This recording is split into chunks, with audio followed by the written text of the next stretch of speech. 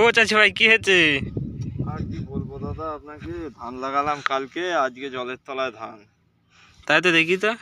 কালকের বর্ষায় এই বৃষ্টি কত লোকের ভালো লাগার মরশুম, আর চাষিদের রাতের ঘুম কেড়ে নেওয়ার বৃষ্টি। কালকে বৃষ্টি, আজকে ধানের তাই তলায় ধান ডুবে চাচি গেল। ভাইয়ের অবস্থা দেখুন, ধান দেখুন, এই যে আপনারা ধান দেখতে পাচ্ছেন, এই যে আর আপনাদের এই যে ধান একবার জলের তলায়।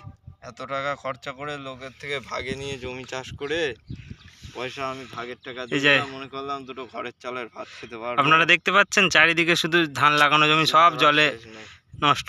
দেখুন আপনারা যদি একটু সাপোর্ট করেন তাহলে ভালো হতো। প্লিজ আপনারা একটু সাপোর্ট করুন চাষিদের জন্য অন্তত।